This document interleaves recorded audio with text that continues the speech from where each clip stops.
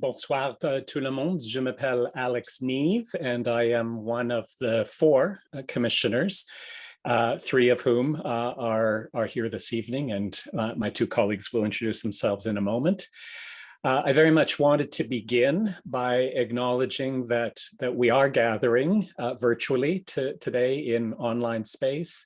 But that certainly we, the commissioners, do so from the unceded and unsurrendered territory of the Algonquin Anishinaabe people, and that there's a very important and particular significance to reminding ourselves of that reality and of that honor we have, given the wider context of the convoy occupation, that it was an occupation of lands. It was an occupation of those unceded and unsurrendered lands, in most instances by people who are not from these lands, who do not live here.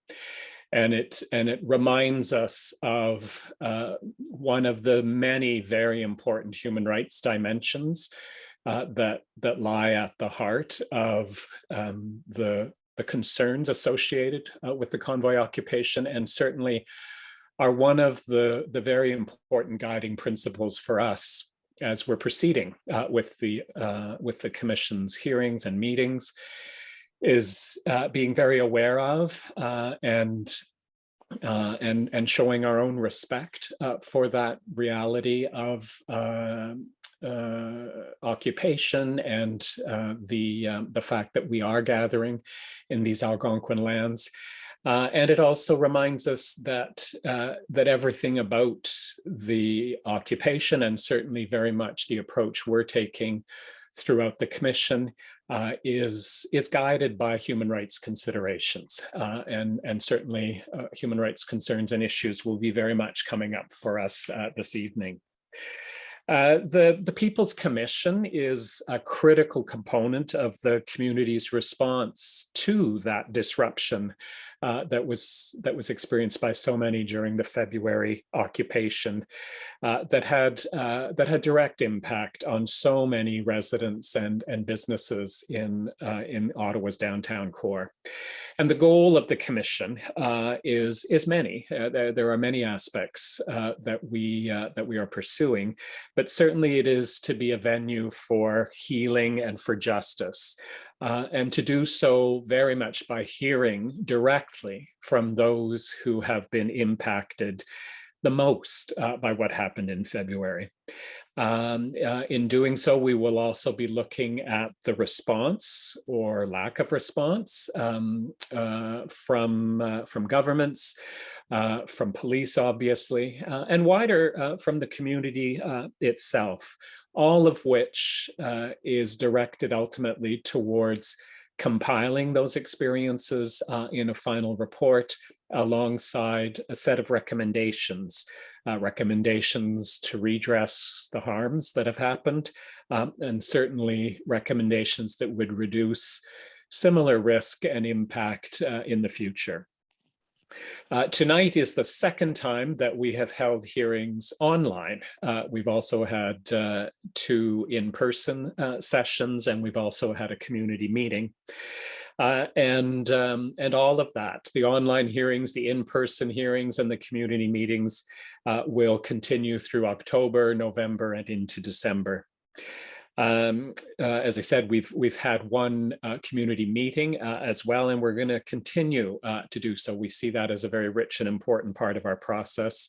It gives us a particular opportunity to have focused conversations with groups who were particularly impacted, including Asian seniors, women living in shelters, members of the Indigenous community, the Black community, the Muslim community, the 2S LGBTQI plus community, and others. And alongside all of that process of hearings online and in person and community meetings, we're also already receiving, and certainly look forward to receiving, further written submissions from members of the community.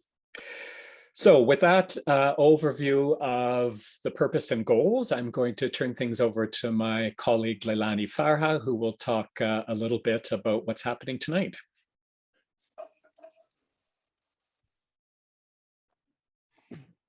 Thanks a lot, Alex, and welcome everyone. Good evening, everyone. I'm here in Ottawa. My house where I live is just on the banks of the Kitchissippi River, more commonly known, I suppose, as the Ottawa River. And I have the benefit every day when I walk my dog down by that river of thinking about the lands we live on, their significance, what's happened historically.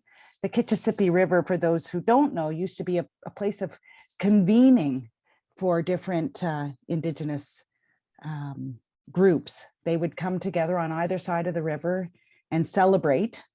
And now we know the river is a point of division between Quebec and Ontario, divides religions, divides language. So I reflect on that a lot. I'm privileged to be here. I'm a human rights lawyer and advocate, and I'm really honored to have been asked to participate as a commissioner. I think what animates me in my work is the knowledge that human rights and democracy are so fragile, and we need to constantly defend. So being a commissioner provides me with an opportunity to work with people in Ottawa in that capacity. I want to say that I think the commission is a really unique forum, and it is, after all, a people's commission. Quite unusual. It's this sort of forum, in my opinion, that is essential to creating a fulsome democracy. It's the only way that democracy can function effectively. That is, if everyone is enabled to participate in it. The OPC provides, and we're trying to provide, spaces and places for all rights holders to speak about their experiences during the occupation of Ottawa by the convoy. This process, we hope, will allow many of you an opportunity to release what no doubt you've been carrying with you for many months now. It provides, hopefully, an opportunity for you to be seen and to be heard. And this forum will provide us, all of us, I think, with everything that we need to know to ensure the better protection of the rights of the people in Ottawa into the future. So I want you to know that I take very seriously my role in this regard, and I'm here in the service of the Ottawa People's Commission and in the service of democracy. I'll talk a little bit about how today will work, how tonight will work. We anticipate hearing from 6 local residents who live with disabilities or chronic illness, or were dealing with health crises during the occupation. Each will offer opening remarks, and then we as commissioners will take the opportunity to ask a few questions before moving on to the next presenter. The commission has verified the identity of all of those who registered to speak tonight. To protect privacy, we may not be using the person's full name, or we may be using an alternate name. We do want to ensure respectful exchange. So of course, we expect and do not, we expect, peaceful interactions. We don't want any offensive or hateful or violent language. We also encourage you to speak slowly and clearly, as we have interpreters that are helping us out here, and it makes their job so much easier. Perhaps before I call on our first speaker, Debbie, would you like to introduce yourself so that everyone knows who you are? Absolutely. Thank you so much, Leilani. And thank you to everyone who is joining us today. My name is Debbie Owusu-Acha. I use she, her pronouns, and I am one of the 4 commissioners of the Ottawa People's Commission. I'm super grateful to be here. I'll probably share a little bit more kind of reflective remarks at the end of today's presentation, but I just wanted to say thank you to each one of you for being here, and we really look forward to speaking with you all today. Great, thanks, Debbie. So our first speaker, as I understand it, is Audrey.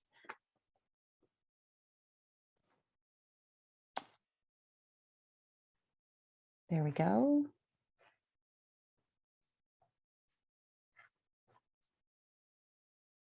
And Audrey, you are muted if you don't realize that. I did not. There we go. Okay, thank you. Wonderful. Hi, Hi. Audrey. Thank you so much for inviting me to come. And you're absolutely right. It has been sitting on me for a long time and continues to. So it is a moment for me I appreciate very much. In the context of this presentation, I'm talking about my experience as somebody with a disability, with a chronic disease. And that's what I'm going to focus on and what I have to say. I have pulmonary fibrosis, which is a progressive lung disease. You'll notice I'm on oxygen. I am on medication that's much like chemo, and nausea is a side effect. I use supplemental oxygen for exertion, for exercise, sometimes talking, and it's always made worse by anxiety and stress. So outings are always stressful, and I have to have oxygen to walk outdoors. I use a trolley trailing behind me with a cannula as a leash. The convoy clearly exacerbated my stress and anxiety for all the reasons we all know so well now. So here's my story. Trucks circled the block until they backed up, bunched up, and parked on the spot. Full 18-wheelers and truck cabs parked directly under our balcony. We saw them staying in hotels around us, big and loud, men and women, families with small kids, pets, all profoundly and proudly unmasked. They were a direct threat to me for a COVID infection. From the balcony view where I sat, I saw the beds of pickup trucks that were full of fuel containers and generators and hidden things under tarps. I imagined guns and maybe even bombs. Fear was my constant companion. If I walked too close to a fuel tank, my oxygen could become an accelerant, possibly leading to an explosion. There's danger from matches, barbecues, stoves, space heaters, candles, etc., to say nothing of smoking. There's danger from pumps, from engines, from tires and pressure. I could be killed through these explosions. Clearly, the streets of Ottawa were a danger for me during the occupation, so I was imprisoned for the duration at home. At home was not safe. Exhaust and diesel fumes belched up into my apartment. My home became dangerous for my breathing, along with a nauseating smell of burning rubber, along with the incessant blaring of air horns. Everything has affected all aspects of living: sleeping, eating, reading, working, hearing, thinking, conversation. Only fear thrived. The incessant horns, sounding like trains at a crossing, bellowed all day and all night, playing aggravating, simplistic rhythms, call and response between near and far, all at once, as the truckers egged each other on. They would take a 5-minute break and begin for another hour. The relative quiet would be brief, during which I could hear from a couple of blocks away the same playlist. It created intense anger. Thinking became impossible, and my head was impossibly full of noise. First, we thought this would just be a day or two. Then we began to see it was going to be a long-term occupation. And my husband and I began to talk about getting away. We endured 7 days of escalating physical and psychic torture, with the potential for violence threatening outside our door. My husband found a cottage in Portland for 2 weeks. We packed within hours, loading up clothes, food, work items. It was hard to concentrate, but I was desperate to escape. I organized oxygen delivery to the cottage, a huge tank for liquid oxygen, a concentrator, tubing, etc. I gave my home a last look before leaving to be sure everything I might need was with me, including important papers like passports. I honestly was not sure I would ever come home again. I felt like we were escaping, hiding from an enemy. I had many conversations with friends and family by text and email, and it tells the story. It wasn't a game. It felt traumatic. We were assaulted in our brains with the noise, putrid odors, chemical smells, nausea, and constant trauma. So I had no quiet thoughts, no clear-headed assessment. It was not in our budget to hide away in some cottage for a month. And if it were, who would choose February? We had no choice. I read today in the newspaper that some people believe that people with means took up residence elsewhere with monies they could spare. And that might be true for some. In our case, we were unbelievably lucky to find a generous woman with a cottage to rent us for 1/20th of her usual price. Before we left, I texted my friend, "I'm not so good." That's a hard thing to say. I texted my sister, "Money means nothing in the face of danger." After arriving at the cottage, I texted her, "It's still insane, far away, but not away. I don't know if we can ever go home again." It was a beautiful silence in the 22 acres of woods, a beautiful, fantastic cottage. And I texted my sister, "At least I can enjoy looking at it. I'm trying to stay positive, but it is hard." The second night there, I awoke panicked in the night, believing I was hearing truck horns. I was haunted by the echoes. I broke down into tears every day and had bad dreams every night.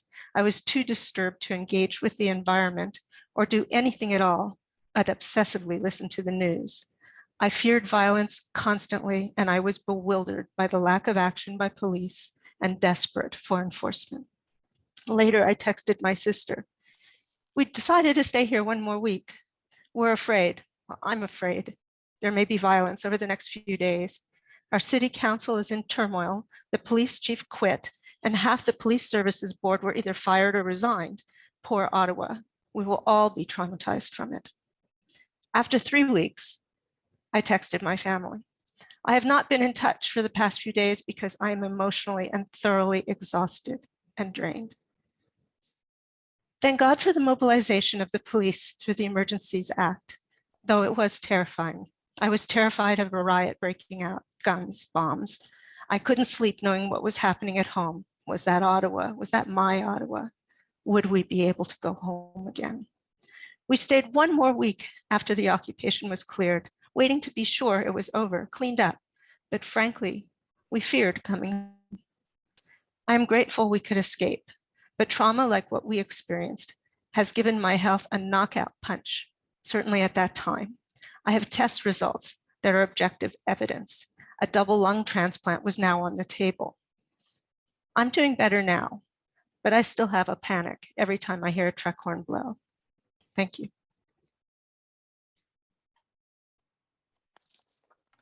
Thank you so much, Audrey. Incredibly moving. Alex and Debbie, do you want to ask some questions? Yes, Audrey, I wanted to say thank you so much. And it's really, really disheartening to hear the direct impact it had on you physically, especially regarding your illness. I was curious around the cost of you having to physically leave your home because of the direct impact it was having in terms of exacerbating your symptoms. And I'm just kind of curious if you calculated how much that was. Oh, and yeah. I'll Yeah, explain kind of why I'm asking. Yeah. Okay. It cost, in the end, she offered it to us for $500 for a week. It was 4 bedrooms, 4 bathrooms on 22 acres of pristine woods. It was a stunning offer she gave us. And so we climbed the price ourselves a little bit each week that went on, because my concentrator and our electricity use and clearing the roads, we were very expensive for her, and she was so generous to us. So in the end, it cost us $2,500. But I want to add that I have not been working for some time because of being on disability, and I'm a professional artist, and I had my first exhibition in 10 years last September, and I earned $4,000 from that, and that's where the money came from. So my show, my one time I earned something in 10 years, went to sustain this. This was not in our budget by any means. Yeah, I'm just curious because we've heard of other people who lived in the downtown core who had to they couldn't take it anymore. And when it felt safe, they left. And, you know, I'm just curious about the cost for that. Like, this was stuff that folks were having to do that decision makers left as a responsibility for individuals in the community. And, you know, I asked this out of curiosity around a possible recommendation on what does it look like for people to be compensated for the money they spent having to leave their home for safety reasons, for health reasons. And so I really do appreciate you being vulnerable enough to share how much this cost, especially the impact of need, you know, having to bring your oxygen and those other needs for yourself. Thank you. You're welcome. Thank you so much, Audrey. It was obviously very personal, and it was very poignantly and compellingly expressed. So thank you for sharing that with us. I have a couple of maybe clarifying questions, and then maybe a couple that are a bit bigger in scope. First, obviously, I don't want you to reveal your address, but I'm wondering if you could help us understand where in the downtown core, you know, a nearby intersection. You know, we keep trying to map in our own minds where all of this was playing out. Queen and Bay. Oh, okay, so very central. Yeah, very much. We were right above the trucks on Queen at Bay. Right. Okay. And you had referenced the fact that after this was over, that a double lung transplant was now on the table. And I just wanted to understand, are you saying that there was a sort of a direct connection between what you had gone through during the convoy that either led to that or accelerated or exacerbated that? Exacerbated is the word. When I go for tests, it can fluctuate for sure. But when it goes down, the numbers go down so low, that's when those conversations start to happen. And I'd already decided I don't want one. So this was not really something I was going to consider, but the conversation was back in my face. I didn't put two and two together until recently when I've had another test that fared well comparatively. And it's no longer an issue right now to discuss a transplant, but the difference is that was then and this is now. I'm much more at ease, comfortable. I've had a good summer with breathing. It was a great weather-wise summer. So I'm in a good place now. But at that time, that stress, that anxiety, I literally screamed into my pillow as loud as I could, and I couldn't hear myself. There was a physical reaction to all of this.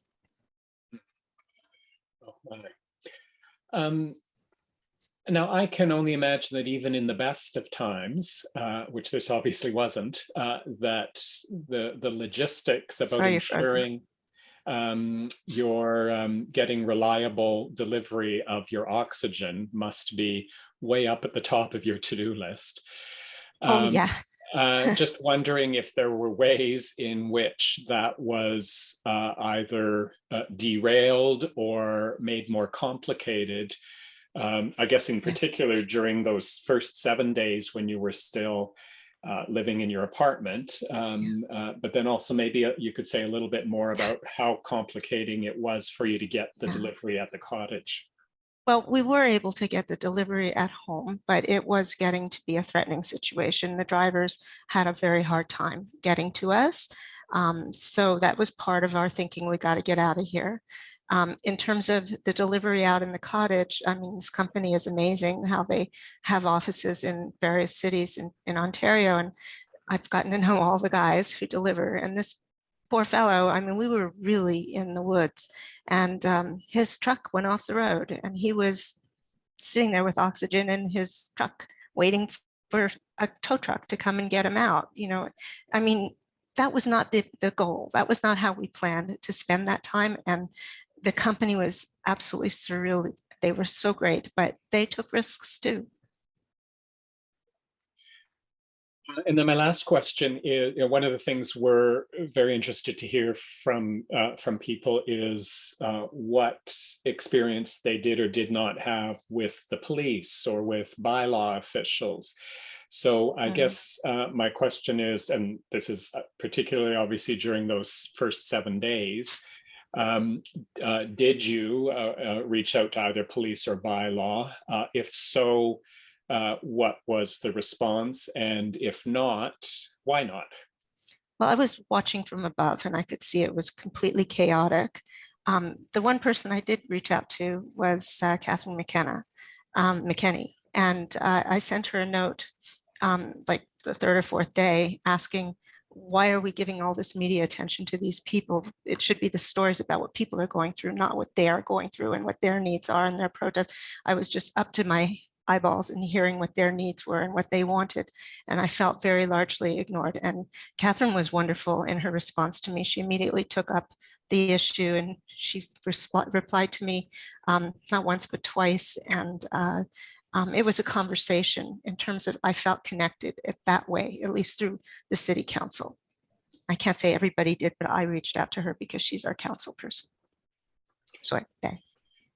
So you didn't reach out to or seek to make complaints to the police or bylaw? I didn't feel there'd be a point. I could see what was going on. Okay. Thanks so much. Those are my questions. I just have one question. I did want to say thanks tremendously for sharing your story. And as Alex said, it was delivered in such a beautiful and moving way. And it couldn't have been easy to tell us. And with Zoom, it's also awful. Yeah. So thank you.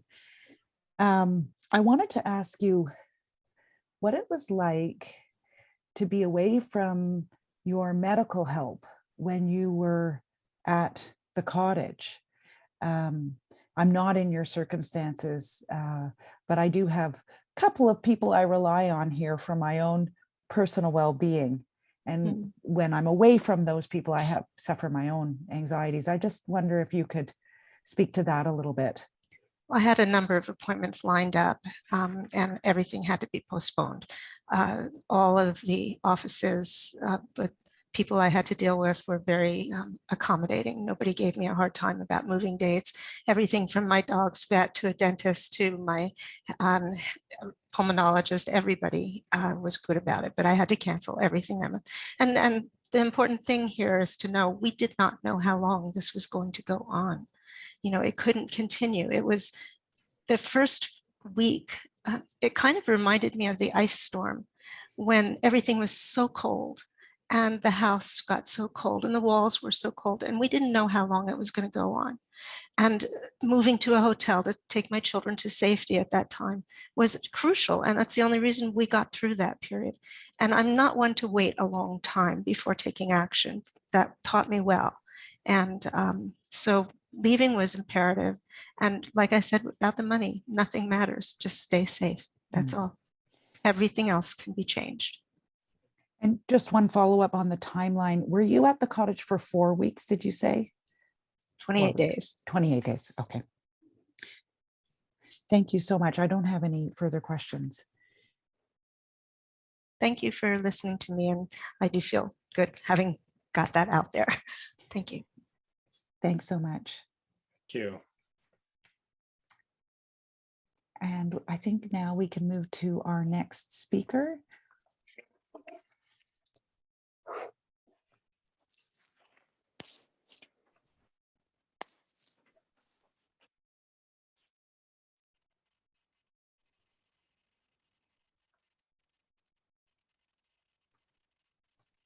Hi. Hi there. I didn't realize I was up. I didn't hear my name. It's okay. No worries. I didn't use your name, so I don't know if you want to introduce yourself. That's for you to decide. Okay. Well, my name is Chef Troy Stewart. I work as a peer advocate for people with disabilities, and I also teach online cooking classes every week for, again, people with disabilities, so that I can get them food. It's all free. And, you know, if they need kitchen equipment that or people who are differently abled. That's what I do. When this all started, I started having my participants in panic mode, which obviously set me into a panic. And I live near Bronson and Gladstone, and having the convoy, as Audrey said, with like training horns going by my apartment day and night. Like even today, like I jump when I hear a horn from the highway. Like just it jolts me. I literally, for the duration of this occupation, I had my phone on 24 hours a day. I was scrambling to get people who are afraid to leave their home food. I had agencies. I started doing networking and trying to get different agencies to help and get people, especially in the downtown core, who had disabilities, to get them food, to get them help, to get them counseling. I had one of my participants, she was so frightened she would not leave her house, even up to 3 weeks after it was cleared. And people were calling me 2, 3, 4, 5 o'clock in the morning asking for help. I didn't get much sleep at all for the duration of the time that they were parading around downtown. And I do have a video. I'm trying to find where I put it, but I do a video of the convoy going by my place, blaring their horns. The traffic is dead stopped on Bronson. And, they're going by again, like train horns, which is in itself illegal to do in a city. I really had to reach into my own pockets to help people so I could make sure that not only I was able to get food, but I was getting food for other people. And I actually ended up making meals in my own home. And I'm confined to a wheelchair. I have what's called celiac disease, hence I talk the way I do. But during this entire time, it was beyond stressful. Like, I went to the corner store on Bronson Gladstone. I needed some milk, and this lady holding a sign, I forget what it said, came up behind me in my wheelchair. It started pushing me towards the intersection of Bronson Gladstone, and at the time I needed some new tires that were pretty dull, so I couldn't put my brakes on to stop her from pushing me. And I really thought she was going to push me into the intersection. I actually grabbed one wheel and twisted myself so that she couldn't push me anymore. And I told her to stop touching me. For a person in a wheelchair, the wheelchair is an extension of our body. And that very much frightened me, and I do not scare easy. On podcast, I'm a tough guy, but I cut up animals for a living, so I can handle a lot of things. But that happened almost again, like about a week later when I left my house. Luckily, the nature of my job, I can do a lot of my work from home. When agencies who normally would deliver food to people were not going anywhere near downtown, I was paying for things to make sure that I could get people food. I was calling on, Directeur Général to, help me. I'm like, okay, this person needs food. They can't leave their home. They're afraid to leave their home. They feel trapped. I feel trapped, but I'm doing my best, in my capacity, as a chef, but also as a peer advocate to, try and talk these people down while I have my windows and doors sealed so that I'm not hearing as much all night of this constant honking. And it's like, it wasn't my phone going off, it was these horns or yelling or screaming constantly. And they really seemed to like coming down Bronson Avenue, being really, really loud. My best friend took a long way around from Quebec to come get me and take me away for at least, a full day just to get me out of the city. And I'm like, I can't leave. He's like, no, you need to stop and take care of yourself. So we're going away for a day. And I said, okay, on one condition, I keep my phone with me because I can't just disappear on these people. And when I say these people, I'm talking about other disabled people, especially down in the market and in the downtown core.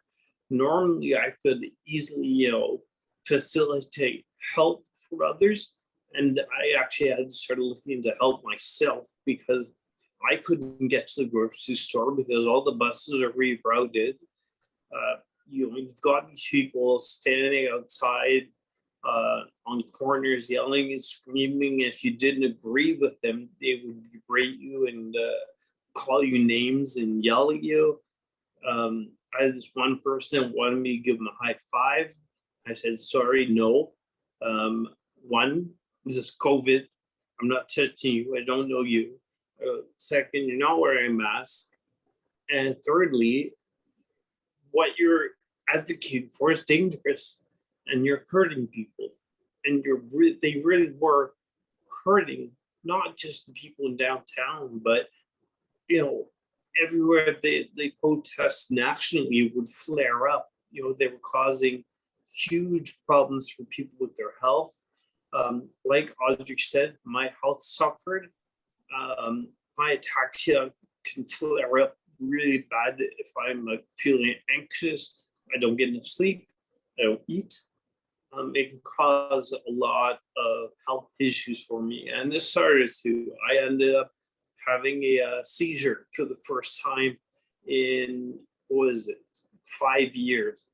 I'd never had one in 5 years, no problems and nothing. And I was lucky that I was in bed when it happened. I do have a service dog and he did his job.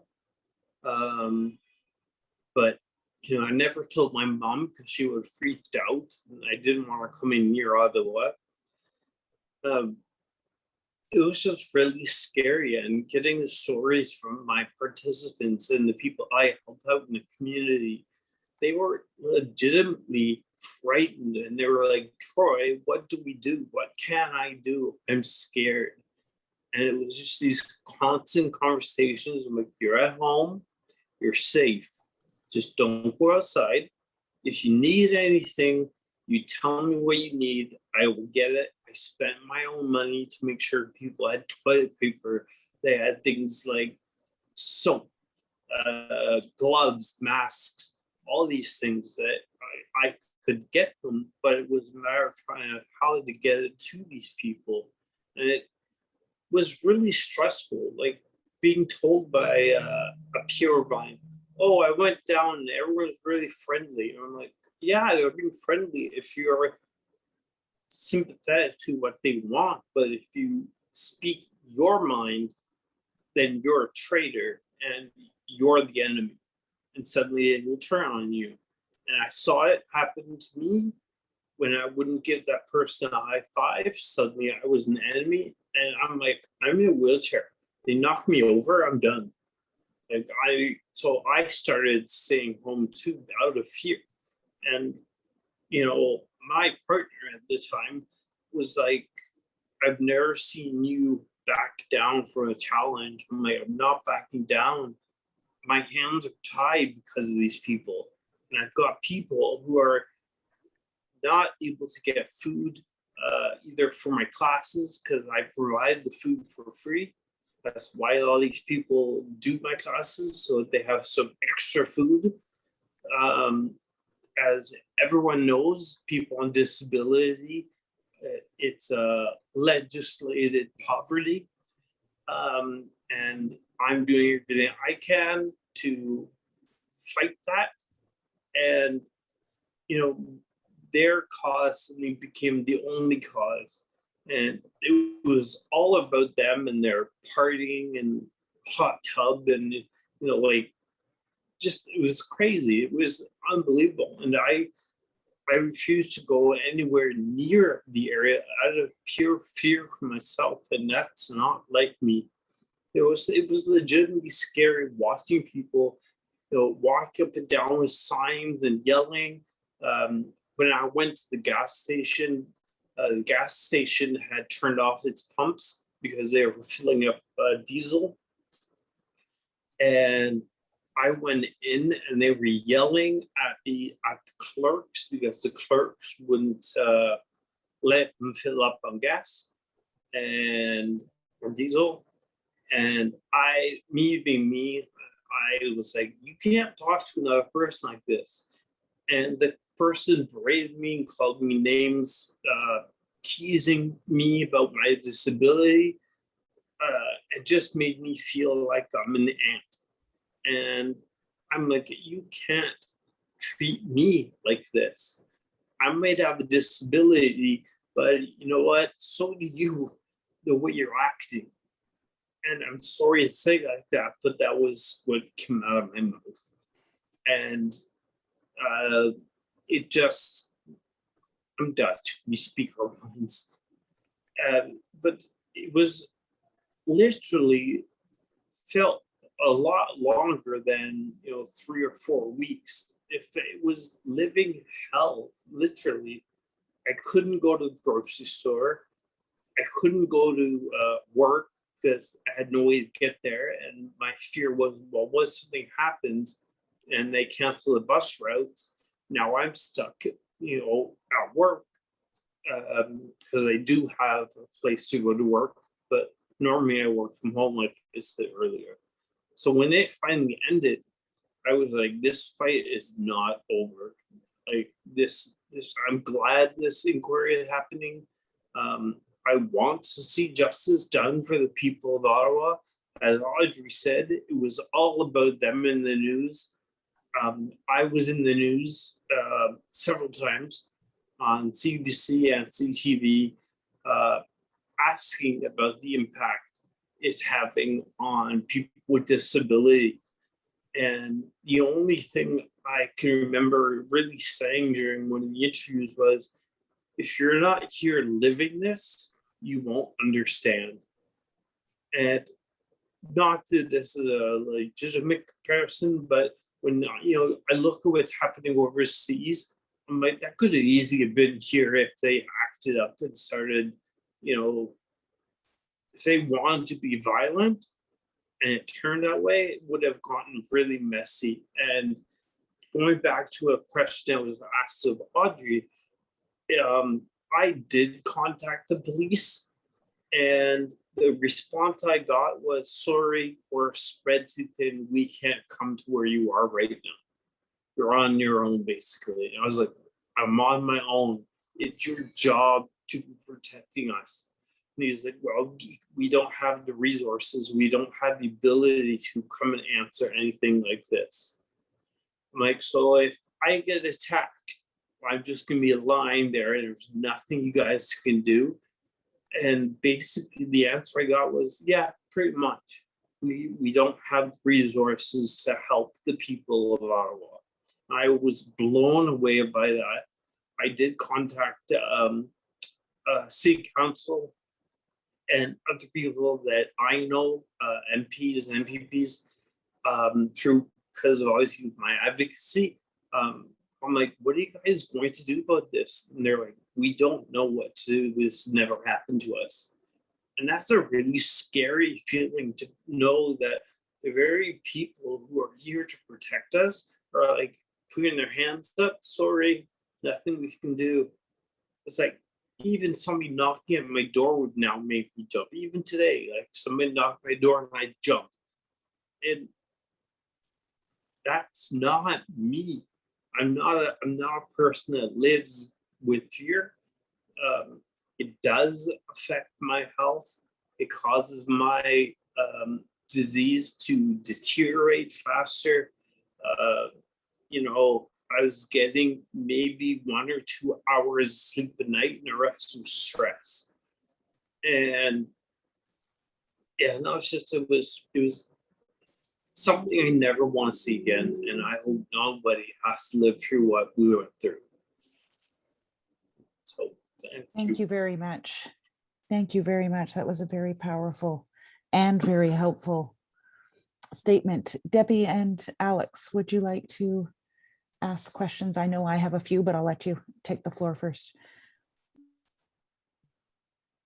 Troy, can you refer to you as Troy? yes. Okay, thank you. I just wanted to say thank you for not only your testimony, but also for what you've done, continuing to advocate for some of the most vulnerable people in our community while you were also undergoing the fear and stress of the occupation. It was extremely moving to hear that, and I think important for this to be recognized that community members who were also dealing with the stress of this were doing their best to take care of each other.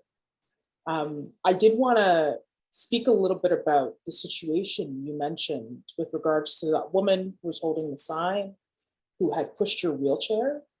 100%, that is a violation of your personal space and personal integrity. And I'm just curious if you could just walk us through that situation a little bit more. So you said you were going to go get milk. She was holding a sign, and did she just come up to you? Was there a question that she asked? Just kind of wanted to see if you could walk us through that a little bit more. I was, because it was February and I'm in a wheelchair, you know, people in wheelchairs, we struggle with snow. And so, like, if I need to go to the store and I look outside and it's snowing, I'm not going anywhere until the streets are cleared. And so I'm going down the sidewalk. It was a little icy, so I'm going slow. And she comes up, like, towards me, face to face with this. Honestly, I forget what the sign said, but she was all like in party mode. And I said, sorry, I don't support this. And that's when she started pushing me towards the intersection. I was like, stop pushing me, get your hands off my chair. And she goes, I'm just trying to help you. I'm like, you're pushing me towards an intersection where the cars are moving through it. And I was like, oh my God, I could be pushed into traffic by this lady. I don't know her intentions. And it was a really scary, vulnerable moment for me. And that's why I leaned over, grabbed my wheel, and yanked myself towards actually a light post in case I need to grab it. And she was like, you're just blah, blah, blah, blah, liberal, blah, blah, blah, blah, blah. I'm like, you don't know me from a hole in the ground. I don't have to support any person's particular point of view. And I was shaking, like, and I mean literally, like, because ataxia is a neurological degenerative disorder. When you get scared or tired or whatever, you start shaking really badly because it is a nerve disorder. Hence, again, I talk the way I do. So when that happened, I actually didn't go get my milk. I turned around and went straight home because I was like, what the is happening? This is scary. Like, right in front of my house, and I basically was assaulted. And you know, I told my partner what happened, and he was like, why didn't you just say, oh, I can go get milk for you? I'm like, the bridges are closed, you can't get over here anymore. I'm like, I'm on my own right now, and this is scary. And I couldn't order like home delivery because it wouldn't come downtown. Because again, they couldn't get to the only grocery store that was open, which was on Bank and Somerset. And I'm like, okay, how am I going to get food? I'm like, well, I work for a food bank basically. So I took the bus to work and grabbed food from there and brought that home on my own. And my fear again was, what if they change the schedule of the buses that they no longer will run? And I can't get home. I can't afford a cab. I'm on ODSP. I don't make a lot of money in my job. I do have something benefits. I eat free food.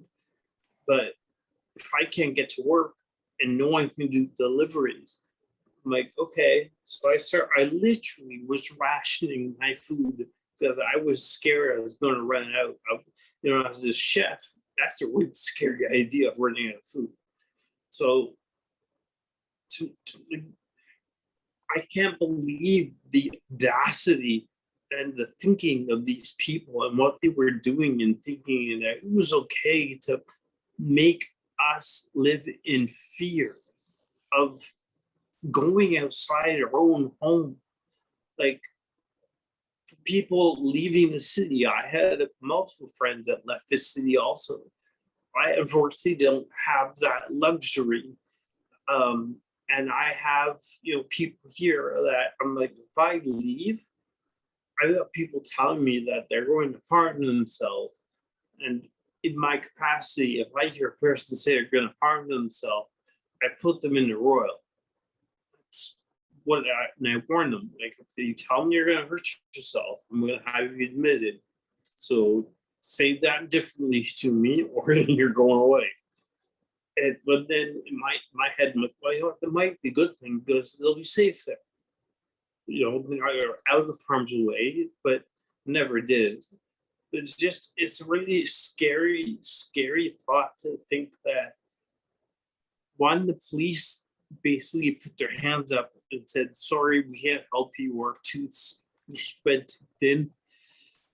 And then you see the police are doing nothing downtown at first. And it was just really scary to think that they were more concerned about guiding them around the city and blocking everyone else so they could have their little parade, while we are all majorly inconvenienced, starving, can't leave our homes out of fear. Like, the more stories that I hear, the worse I think of what they did. And sorry to interrupt. I'm just concerned about our timing, and I think Debbie might have a follow-up question, and I think Alex has questions, and I have questions. So I'm so sorry. Debbie, did you have a follow-up? Yes, no worries. And I wanted you to be able to get to say what you wanted to say, Yes. but also keep an eye on the clock as well. Yes. My only follow-up is, it's a quick one, was I was wondering if there was anyone who witnessed that situation, or if there was anyone around who saw you interacting with that woman. Honestly, I don't remember. I was alone at the time. There were people on the streets, yes. Did I know any of them? No. And so I don't know. Thank you. Alex? Thanks so much for Troy. I very much want to echo what Debbie said, the deep sense of respect and gratitude I have for the incredible role you played during an unbelievably difficult time is nothing short of heroic, really. So thank you for that, and thank you for being here this evening. I had two hopefully quick questions. I wanted to zero in on a couple of things you've said that raise questions for me about the response from police and officials. So the first, I guess fairly specifically, was about that time when you did call the police and got brushed off. You've described that well for us. I'm wondering if you remember what it was that you were calling about, whether something in particular had happened, what was the nature of the complaint you were trying to make? I couldn't leave my home. They were blocking pretty much all of Bronson Avenue. They had people walking around, like I said, with signs and screaming and waving flags. And it was too almost, I want to say, dangerous to leave my house, and I was told not to leave my house unless I'm accompanied by somebody, and that's just not an option in my opinion. Okay, thank you. And then I guess a slightly larger question about the response from police and other officials. I was really struck, and this is certainly not the first time we've heard this, by your reference early on to the fact that agencies stopped their work. They stopped delivering food. Thank heavens for many people that there was Chef Troy who was able to jump in and provide some assistance. But I guess the question that arises for me is, we may all understand how difficult it was for agencies to get around and to reach the people they needed. And I'm sure difficult is an understatement. But should it end there? Should there, I guess, what's your feeling as to whether the police or others could have stepped in to provide support, for instance, to agencies when they were coming in, or to find other avenues to ensure that it's just not simply a matter of, sorry, folks, we're not coming in, and oh, by the way, stay home, don't go to the grocery store, good luck. Is there something that the police, other officials should have been doing? They should have contained this right at the very beginning. They didn't have a license to have the protests in the first place, so therefore that made it illegal right off the bat. They didn't have any permits for anything they were doing. The police just stood back and did nothing. The fallout from us not being able to get food to people has actually been a positive thing. I was able to help create a network between what are called catchment areas. The organization that I work with, we've eliminated our catchment area in recognition that people are hungry no matter where they live, and we're going to help them, and we're going to get wherever people are in Ottawa food if they need it. The mission in downtown, when I called them, I had to speak with the directeur général, because the first person I spoke said, well, they can come here. I'm like, do you not understand what I'm telling you? She can't leave her house. She's living in fear. Can you please arrange for food? And eventually I got somebody from my organization to go to them, pick up the food and bring it to her in the market. That was just one example. And that was like, I got the result like 1 o'clock in the morning. So I had somebody there at 9 a.m. to pick up the food. So I think what all levels of government did was completely drop the ball, thinking, oh, it's just going to go away. But the nature of this protest was definitely not that tight. Like Audrey said, I know from my experience that you lived in fear, and that's not. This is my home. They're all strangers. They're coming to my home and making me scared to live my life outside of my four walls. Thank you very much, Troy. And I mean, I think you've answered this. I just want to say it one more time, Troy. So to me, it's obvious. It was obvious that people with disabilities, chronic illnesses, in health crises would be a particularly vulnerable group during the convoy occupation, particularly those living in the red zone or the downtown core. At no time the city, at the beginning, in the middle, at the end, afterward, the city never reached out to the disability community to say, we can offer you counseling, we can offer you Yeah. some extra financial support that won't be clawed back by ODSP, nothing like that. No, nothing. In fact, if you took any extra money, it would be clawed back by ODSP. So you couldn't get like the CERB or anything. Right. No, I know, I understand that, but it was not offered. Nothing, No, nothing at all. No. That's what you've done for me, and we'll have to wrap up now, but you really helped me understand, and I think I can speak for the other commissioners, really understand how under siege people with disabilities really were during this time. You really helped me understand in a new way. So I just want to thank you for that. The human rights violations here are huge, that you Absolutely. experienced, and that you were trying to, it was like, what do they say, like water coming in, and you're trying to plug all these holes as you're trying to help your community. I mean, courage and fortitude that you had, it shouldn't have been your role alone. I mean, you should have been supported. Anyway, thank you so much. I just, this was super helpful. Thank you. Thank you, Joy. Thank you. So I saw that our next speaker is here, but if you don't mind, I think we should take a recess. Can we take just a 5-minute recess so we come back at 10 after the hour? Fine.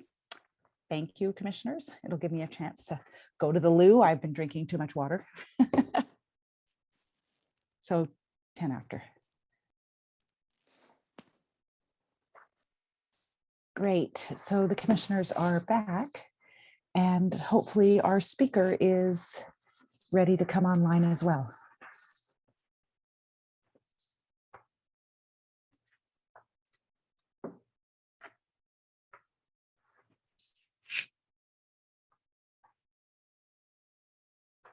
Hi there. Hi. I hope you don't mind. I prepared this paper. It's perfect. And feel free to introduce yourself or not, Sure. as you wish. Yeah, I debated if I wanted to say my full name, but honestly, I'm not afraid. I'm just going to go on with it. So I'd like to first thank the committee for having me here this weekend. I also want to thank Audrey and Troy for sharing their stories. My name is Portia Weimer-Sobel, and I'm a resident of downtown Ottawa. I'm also gay, Jewish, and autistic. Tonight, I will be speaking about how the convoy affected me as a disabled woman. Ottawa may not be as big as Montreal, Toronto, but we are still a city. We expect noise and we expect demonstrations. As a downtown resident, I expected these things as well, but never have I experienced anything quite like the convoy. The first day that the honking began, I was annoyed. I struggled to listen into a work meeting. I worked from home, and that night I slept fitfully. Sleep and rest are both very important for my mental health. When I don't sleep, I become a shell of a person. I became incapable of doing my daily tasks, and I turned in on myself. I told myself that it would just last the night, and then I said it would last the weekend. I resolved to stay inside until they were gone. I was hiding as my grandfather and his family had once hid from the Nazis, but they didn't go away. I found myself slipping into work and personal care tasks. I was afraid to leave my home. From my home office, I heard screaming and shouts. Republican slogans like "Let's go Brandon" and "Trump 2024" became common.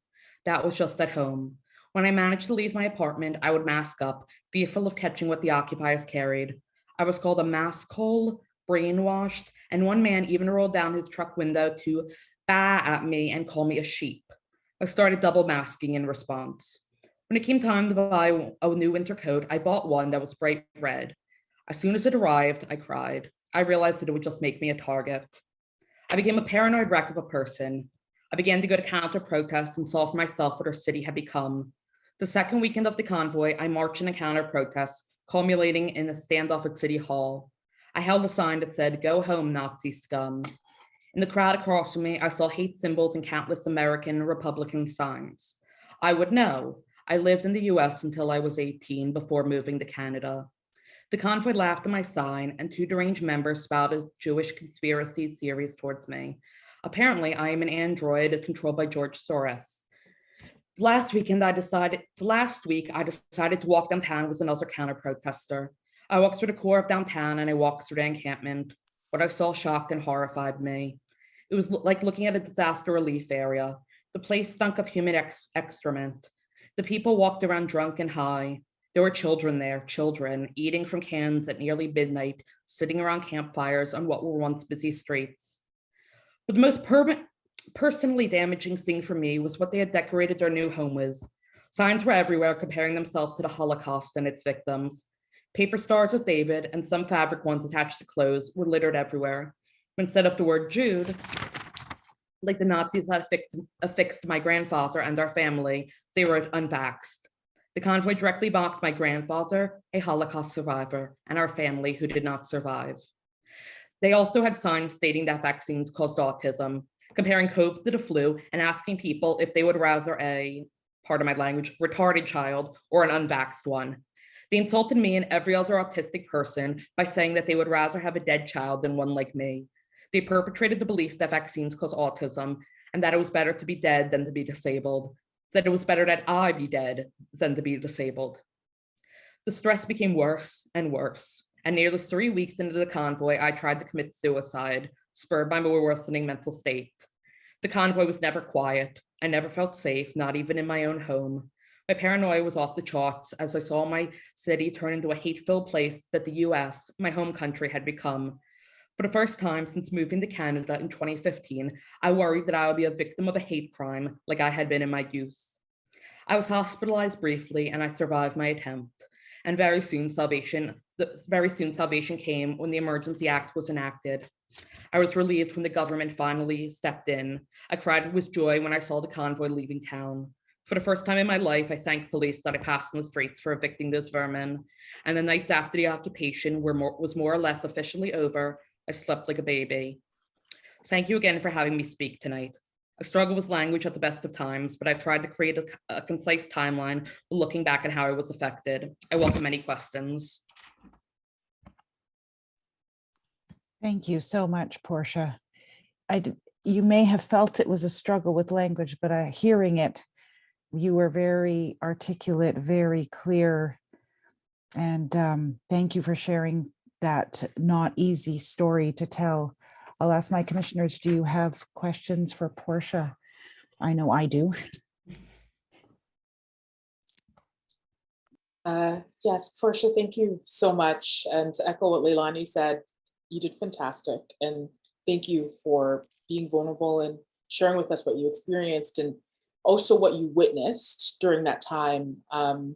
You mentioned a lot of things here, some that were new, that I want to kind of walk through with you.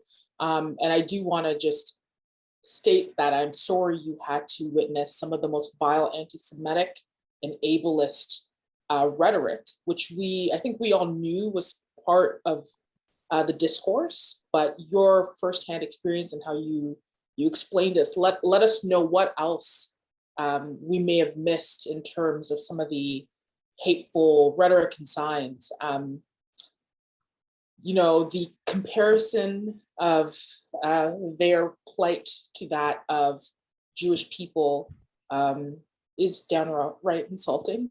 But I wanted to know from your experience at that moment when you were witnessing these people compare what they were going through to what your ancestors went through or your family members went through, and as well as the signs stating that taking the vaccine would result in a particular disability, one in which you have. I just wanted to know what your thought process was and how it made you feel, because this needs to be heard. And I just want to give you the opportunity to maybe kind of share some more insight on what it was like to witness that type of, for lack of a better word, I want to say more things, but I won't say it here, but that rhetoric. Sure. So first, I was angry and I was scared. I was very, very scared. I left the United States in 2015 as soon as I graduated college. As soon as I graduated high school in 2015, I came to Canada on a study visa. I'm on a work visa now.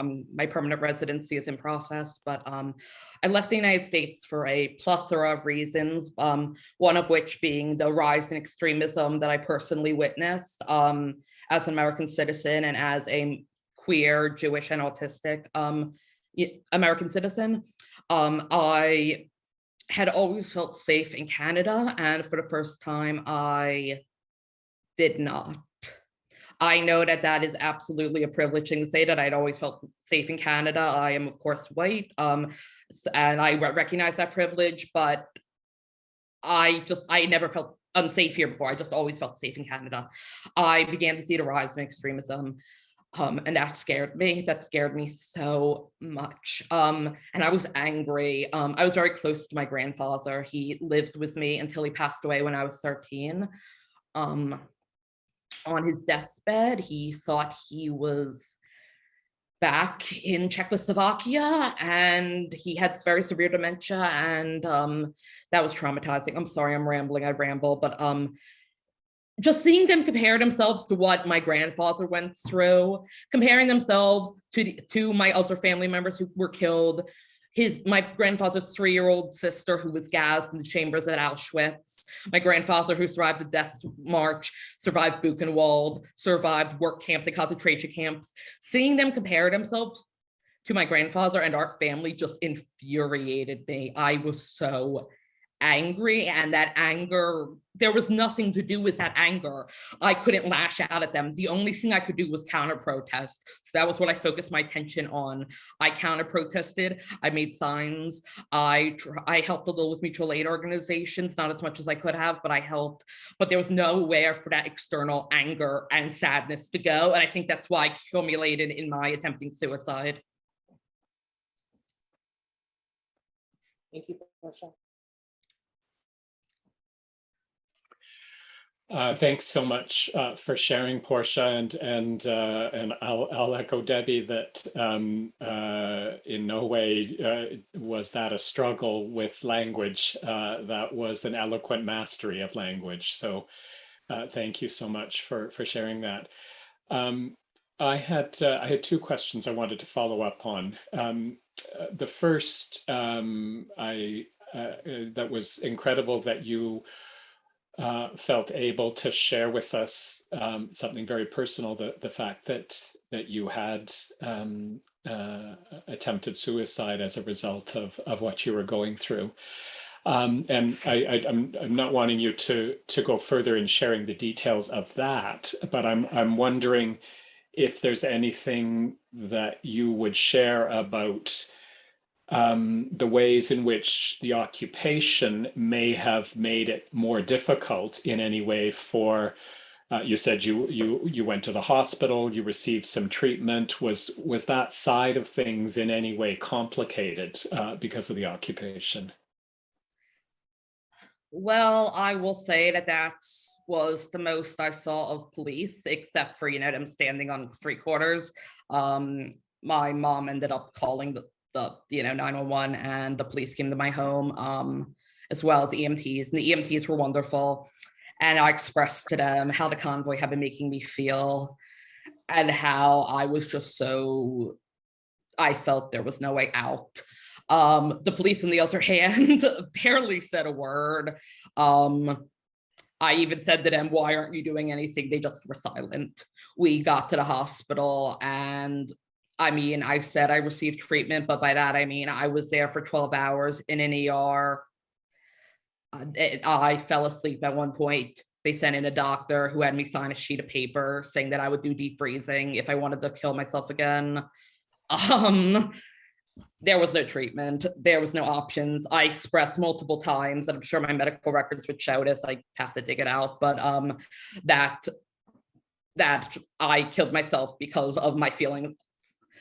I don't want to say I tried to kill myself because of the occupation, but the occupation made me go to that state. I was sleep deprived. I was not eating. I was scared to leave my home. I couldn't do anything that I usually did. And as an autistic person, routines are very, very important for me. And my mental health just absolutely plummeted, which brought me to the state that I tried to take my own life. The hospital didn't really do much. I mean, they took me by ambulance to Montfort, and I got released maybe 2 a.m. that night. I came home, didn't hear a word from them again. They said they would refer me to a psychiatrist. I'm still waiting for a psychiatrist. I drive down to the States once a month to see a doctor and get medication because I can't get help here, no matter how many clinics I go to. But yeah, and my mental health definitely got better when the occupation eased up.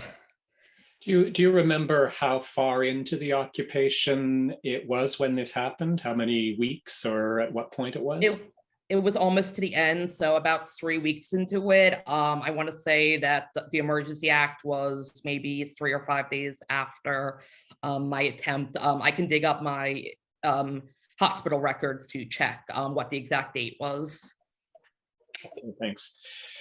And then my other question was picking up on the very painful descriptions you've shared about the impact of those anti-Semitic, ableist hate and vicious messages that you had to witness.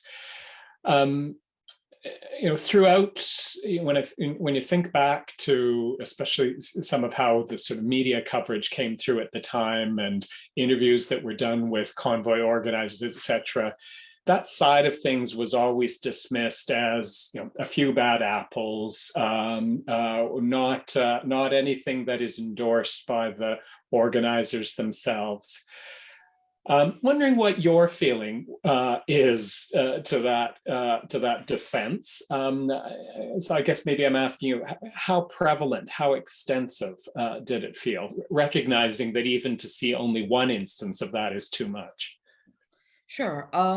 So I actually was interviewed a couple times when I was counter protesting. I'm sure I have exact quotes out there somewhere, but there's a saying that goes, if 9 people are at a table and a Nazi sits down, the other 9 people remain at the table. How many Nazis do you have? You have 10 Nazis.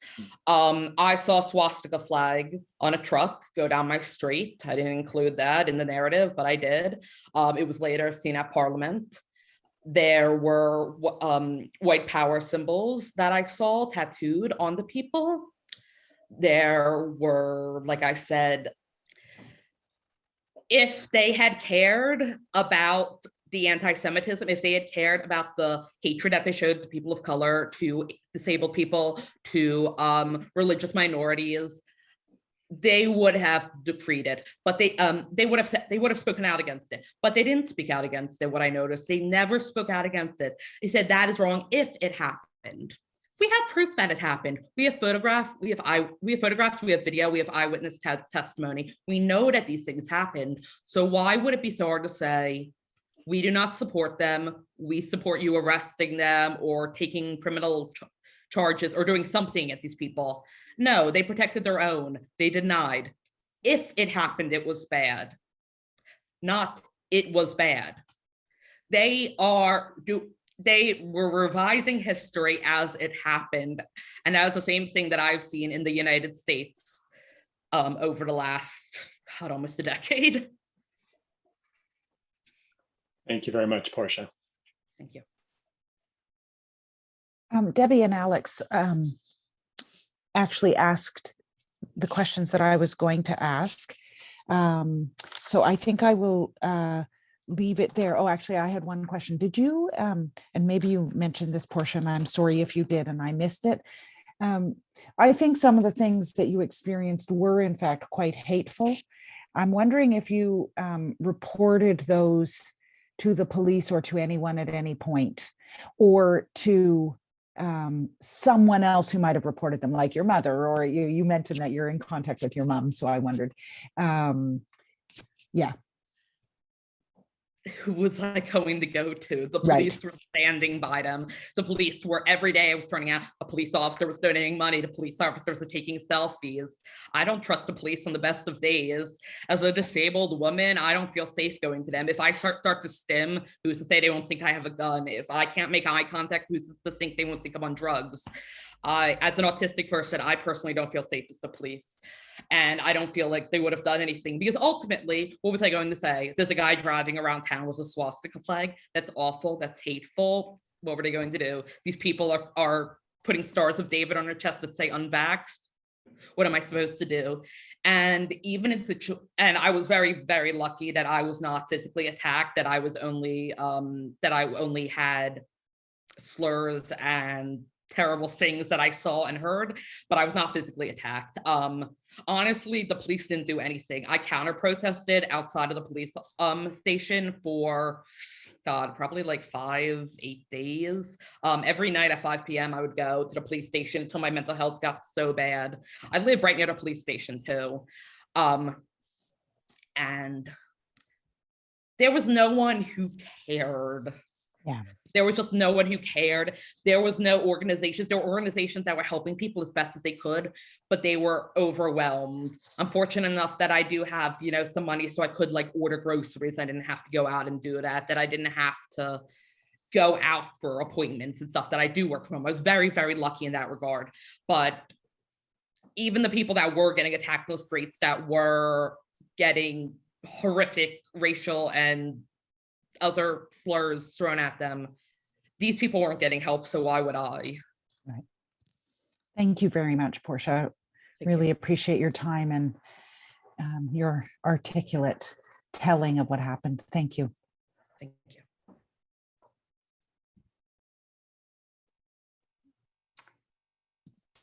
And I think we're ready for our next speaker.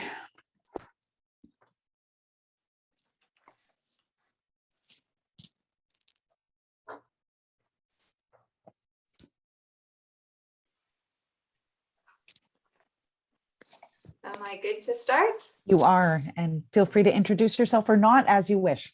Okay, so thank you so much for having me. My name is Lisa. I live on Laurier Avenue at the corner of Bank. So I think I was right in the red zone, and my apartment faces north. So I was able to watch all the trucks and all the people in the square across from my apartment building.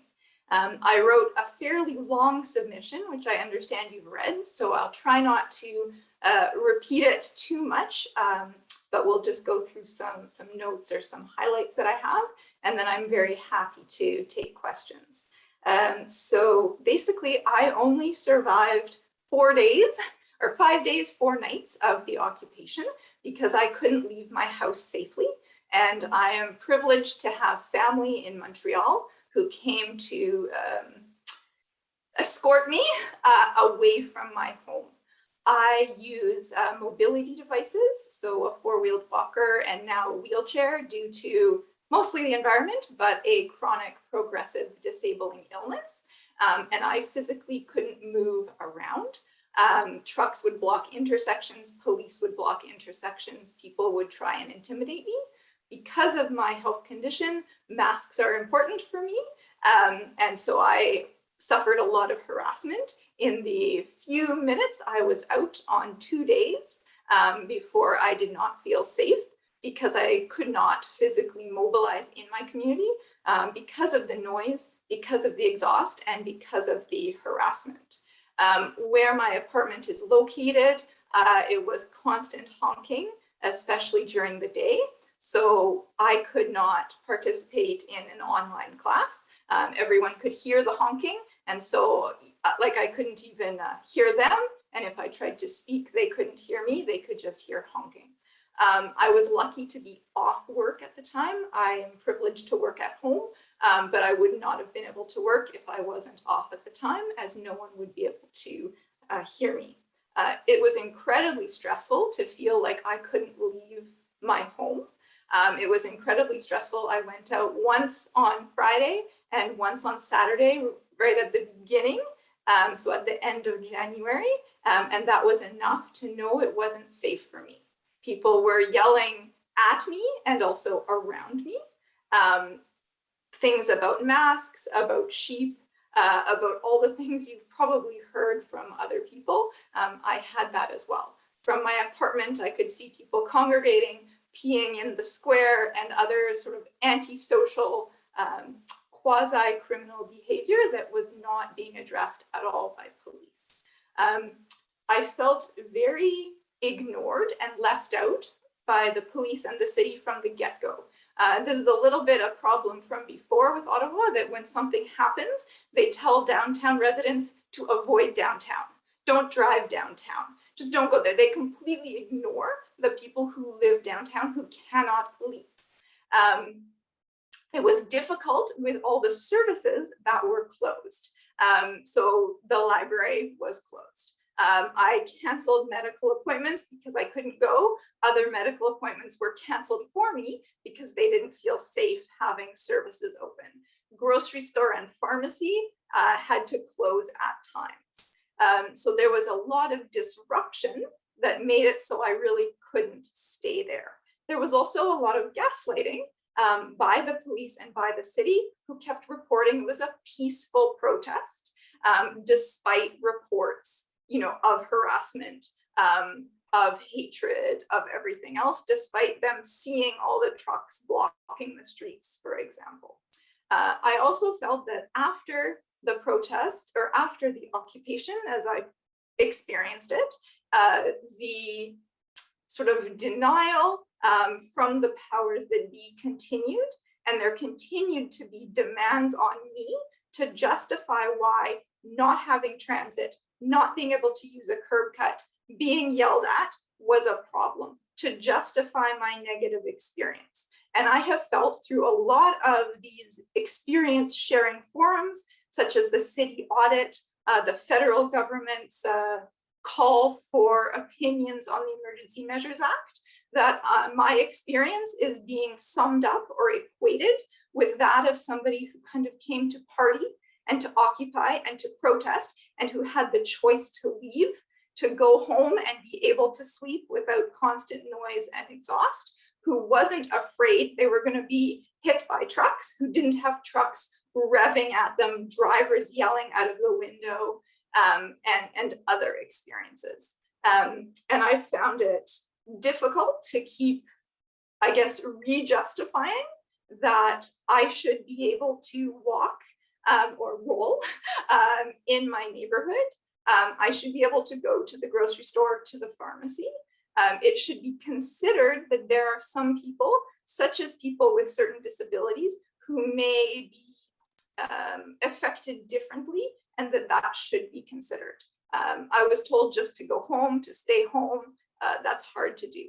And I do recognize, as some of the other presenters have said, that I'm very privileged. I had family who could take me, because otherwise I would have been in my apartment for 3 weeks without anything. And so I do recognize that. But given that, I wasn't able to go because of the fear, the stress, but also those physical barriers, police don't understand that if you block a curb cut, I can't get down the sidewalk. So that, that very physical prevention of my movement is very stressful for me. And like other presenters have said, I had zero trust in the police, because I was watching from my window as they also blocked access. They also, interacted with the occupiers. They refused to enforce the laws. So I think that's sort of the highlights of what I wanted to say, that I really couldn't leave my home. It was not safe. My home itself wasn't safe from the constant noise, from what I was viewing in terms of the extremism, the hatred, and kind of that ongoing reliving of that traumatic experience, and being required to justify why my life was negatively impacted. Thank you. Thanks so much, Lisa. Debbie and Alex, do you want to ask some questions? Yes, Lisa, thank you so much for your presentation today and sharing with us what you experienced. I was particularly interested in what you mentioned with regards to the gaslighting from the city and the ongoing denial, even after the occupation, in terms of what happened. And I was kind of curious, were you engaging either city councilors or other parts of the city hall to kind of explain what you were going through, where you got direct responses? I was just curious if you actually had direct communication with the city and the responses you heard were coming from a representative, or was it more about what you were reading or what a lot of us were reading through media, social media, alerts from the city hall, etc.? Okay, so I would say yes to all of that. So the first kind of issue were the press releases or the advisories that came from police and the city, which ignored my existence. So which basically said, we're expecting protest activity, don't go downtown. The next was when I emailed every representative. So my city councillor, the mayor, the chief of police, my provincial representative, and my federal representative. I got mostly boilerplate responses and a little bit of acknowledgement, I would say, from Catherine McKenney, my councillor, and from my provincial NDP representative. Later on, I also got very delayed responses and a request to resubmit what I'd written at the federal level to the federal inquiry into the use of the Emergency Measures Act. And they responded to an email I sent in January, just this month, and an email I sent in February after the Emergency Measures Act went into place, where I thanked them for it, also this month. So all automated boilerplate template responses. When I filled out the city audit, it was clear they had not listened to any complaints because there were questions about how transit was impacted when it was canceled. They stopped running buses in my neighborhood. So I don't know if you know Ottawa, I live on Laurier. Somerset was the closest bus that would come to me. And most days that is far too far for me to get to a bus. And it was completely unsafe for me to go that distance with what was going on. So I felt like the representatives individually were sort of ignoring, denying, just sending their template responses. I felt like I guess, collective response from those groups, so from the City of Ottawa, from Ottawa Police, from the province of Ontario, was not very helpful. And I felt like the attempt at response later, so especially with the Auditor General's audit of the event, did not take into account any of the information they'd previously given. And the transit's the best example of that, because when people have been emailing you saying there is no transit, I should have mentioned I use only public transit. If there is none, and I've been telling you that, and now you're asking me, how was transit impacted for you? That feels like gaslighting. Does that answer your question? Absolutely. And even more. Thank you. Yeah. Thank you so much for this, Lisa. Very powerful. I had two questions. One, I'll pick up on Debbie's question around the gaslighting, and I want to really zero in on that word peaceful, which very clearly, and you've been very compelling in describing for us that was factually wrong. I'm wondering, and I've certainly heard this from you, but I'm wondering if you can say a bit more kind of emotionally and gutturally what that word made you feel. So part of it was that, I don't know how to say, the police were talking from two sides, because on one hand, they were saying, and quoted as saying, it's a peaceful protest. On the other hand, they were claiming they couldn't intervene because of the threat of violence. So not only did I feel like they were not listening, at the same time, I felt like I mattered less to them. So I've said, you know, I have privilege in some way. I'm white, I'm comfortable in English, you know, but in other ways, I'm marginalized or made vulnerable by the system. So I use mobility devices, I'm smaller, I'm female. And I felt like, you know, this was just unreal. This was unbelievable that you're telling me this is peaceful. So go away, shut up, you don't matter, just avoid downtown. But on the other hand, you're telling me you, mostly big white dudes with equipment and cars, can't intervene because it's too much of a threat for you. So that makes me feel like I don't matter. I already feel that way because I'm female and using mobility devices and receiving all this notification to avoid my home. But now you're telling me, you know, it's too dangerous for them to do anything. And that's the rationale. They can't harm, you know, the rich white dudes who are important and they're police. But at the same time, it's peaceful. So a lot of frustration, a lot of anger, a lot of feeling even more that here's proof that I'm not as important as the occupiers, as the convoy, as the protesters, not as important or worth it as the police. Thank you. That really brings it home very clearly.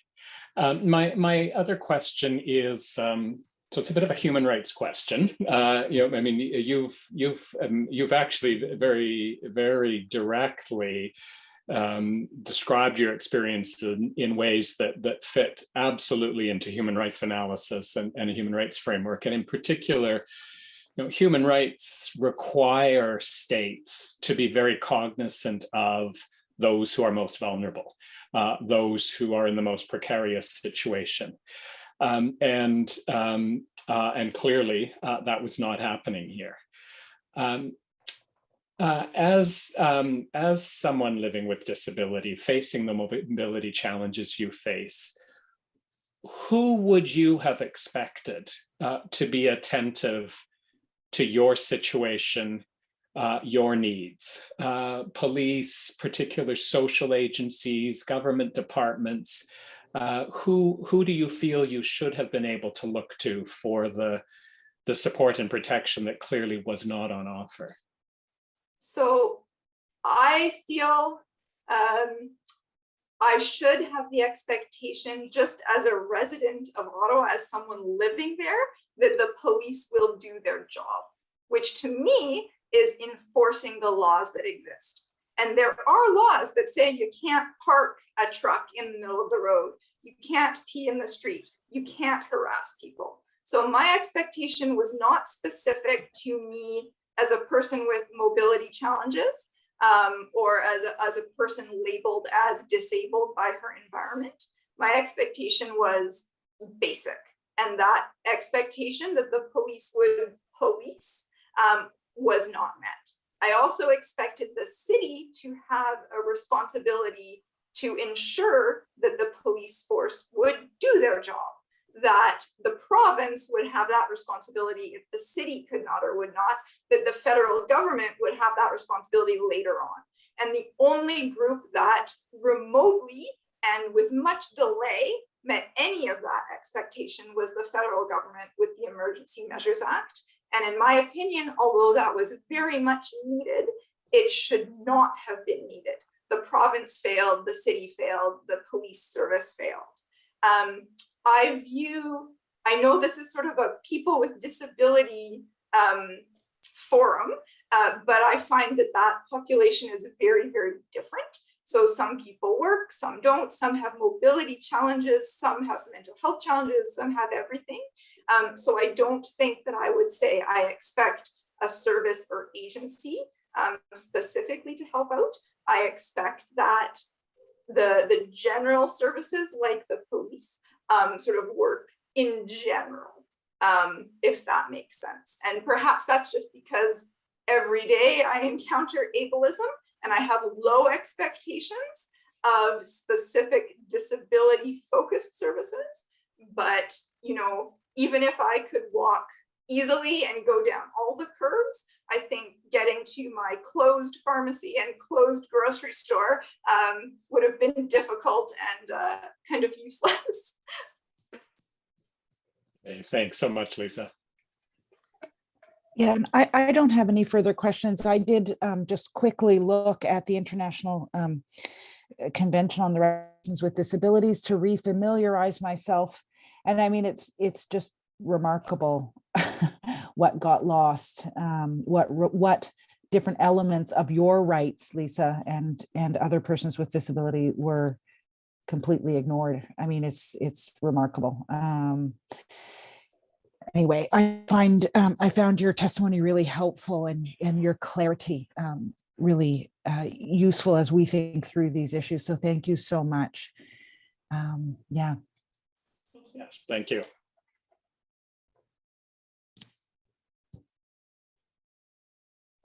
So I think we're ready for our second last speaker, testifier.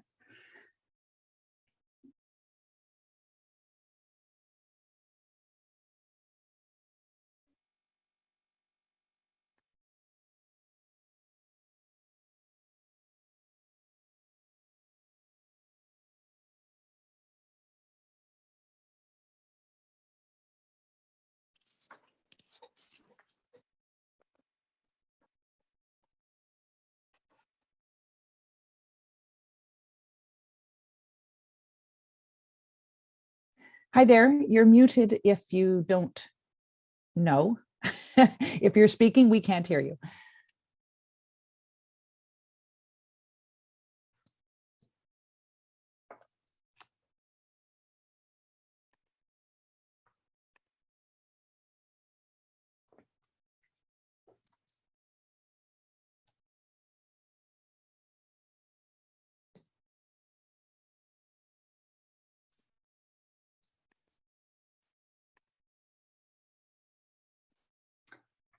There we go.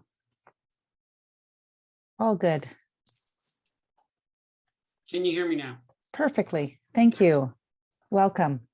Thanks for having me. Thank you, Audrey, Troy, Portia, and Lisa for your stories. I was diagnosed with cancer last fall, and after the COVID lockdowns, I had 3 operations scheduled: January 12th, January 28th, and February 1st. And I was going to be damned if any protesters were going to keep me out of the hospital. So on the 28th, I was operated and I couldn't stay at home. So I had to go to Orleans, and my friends brought me back on the 29th, up Nicholas, go to turn left on Laurier, and the streets are closed. I walked 6 blocks. Afterwards, while I was on the bridge, I also had protesters coming at me because I was wearing masks. So that's what I worked through. The next 2 days, trucks blaring horns the whole night. I live at the corner of Metcalfe and Gloucester. Yes, the red zone. Metcalfe was closed completely with 4 parked vehicles the whole block. No emergency lanes open whatsoever. Being sleep deprived, I went to the hospital for my third operation. Uber and friends couldn't pick me up, so I managed to get a ride to the hospital. I was released on the following day. I had to take an Uber to get home, and they dropped me off at Gladstone and Bank, and I walked 10 blocks. So 3 cancer operations in 3 weeks. My daughter helped me the week after to go to the grocery store because my prepared meals that I did for myself were run out. We had to walk the gauntlet of protesters jeering at us, totally disregarding our rights as citizens, just because we were walking with masks. These participants defecated on the sidewalk in front of the building. They had total disregard for everyone. Constant diesel fumes, you could not be outside. They took advantage of businesses and the workers that were coming in. Shoppers, Rexall, Farm Boy. They'd walk in and take over the store. So they had no choice but to shut down and close the doors, which affected everybody, not just the idiots. And I'm being gentle with my description of these individuals. They left garbage everywhere. Drop-ins, as I like to call someone that lives in Orleans or Canada, that would come into downtown for an hour and say, hey, everything looks good. These are nice people. They did not have to live through this. A truck horn in the middle of the summer still makes me jump. I believe it's called PTSD. Participants felt they were empowered by the lack of policing up until the point where the Measures Act was put in place. Lastly, I have seen these participants as late as September driving around their trucks downtown promoting vaccine shutdowns and continuing to talk about Trudeau and everybody else. The other flags that were clearly visible were the jacks from the US, the Union Jacks, clearly.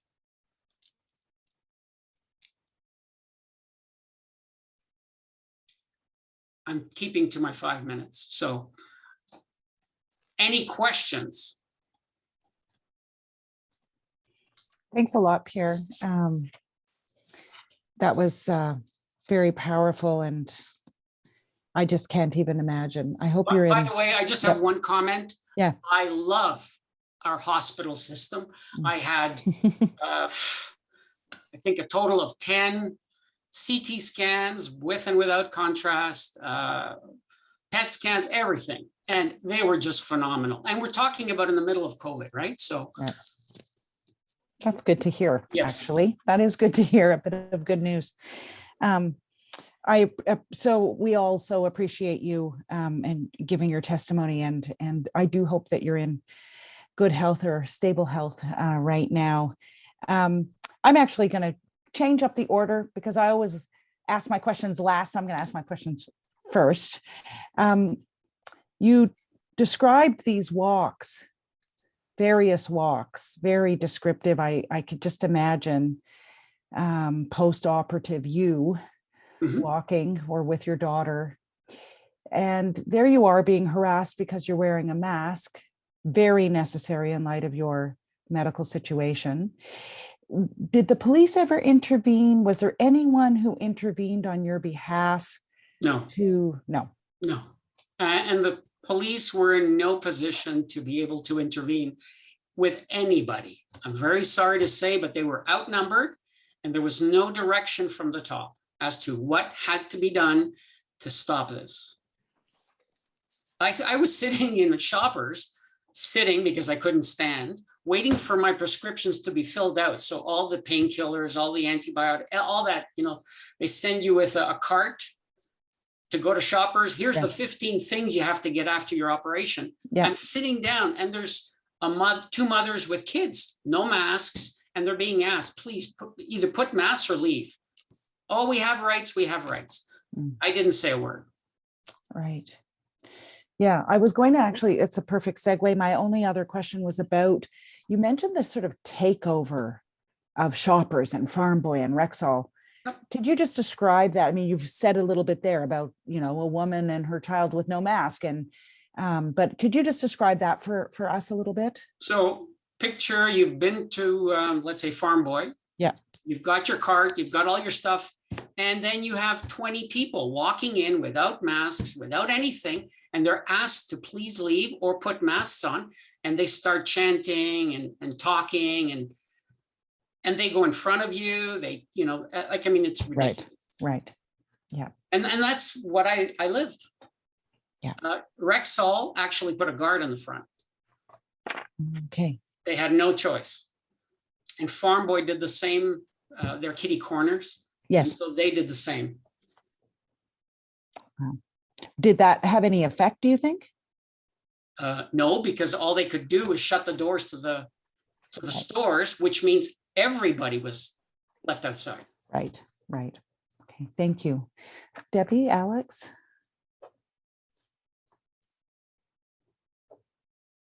I do have a question, and it relates to what you mentioned around as late as September. Yep. Still seeing people who, I guess, had the signage, or people you could make the assumption were sympathetic towards the trucker convoy.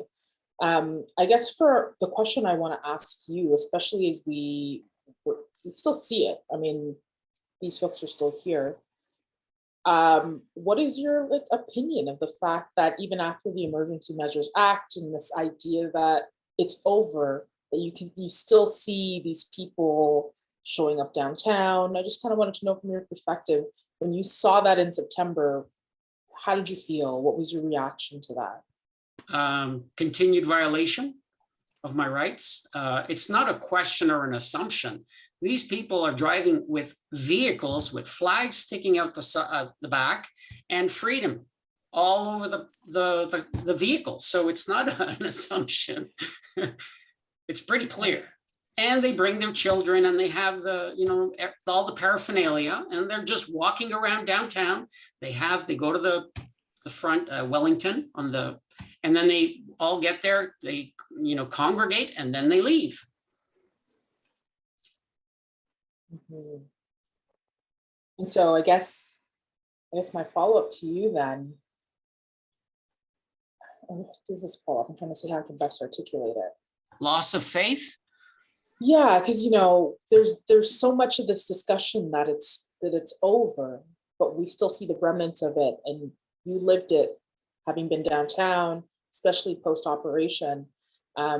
Just kind of wanted to know what does that actually mean for you if we still see it ongoing in relation to what you experience. And I think that what was the phrase that you used? Loss of faith. Loss of faith, I think, is a good way to encapsulate that feeling. I have no faith in the police right now. It's sad. And it's sad that these participants had total disregard for other members of the public. They have rights, but doesn't mean you have to step on other people to impose your rights on them.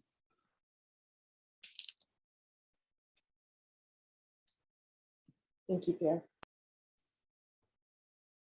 Pierre. Thank you so much, Pierre. And it's beyond upsetting to hear that you had to go through something like this at such a distressing and difficult time for you personally. It's impossible to imagine, and for it to have been right then at those beginning intense days when none of us knew where this was headed, or how bad it was going to get, how long it was going to last.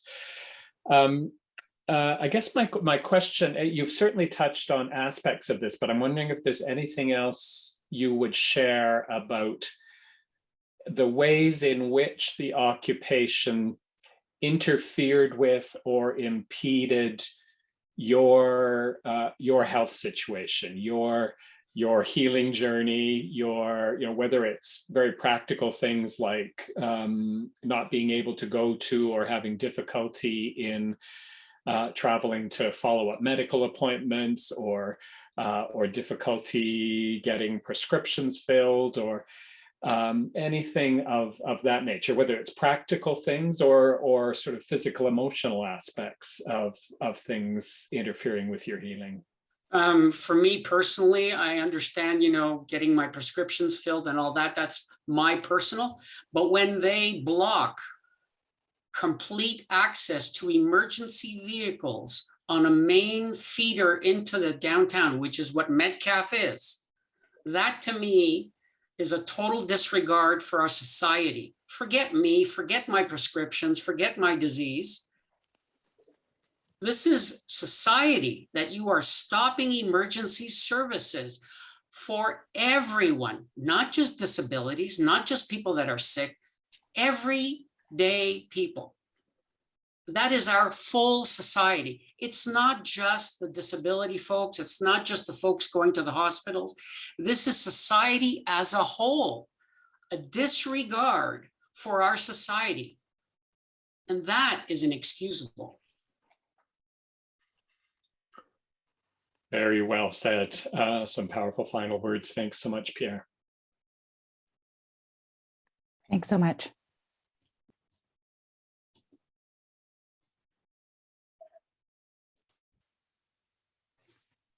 So I think we have one final person who wants to give testimony. We're a little bit over. I apologize for that, but we're here. Hi, can you see me? Perfect. Perfect. Great. And you can hear me okay? Wonderful. I would like to thank the Commission for the invitation to speak today. I have a longer version of my statement available, but to stay within the time limit, I will give a shorter comment. I want to commend the decision to devote a hearing tonight to the experiences of disabled residents.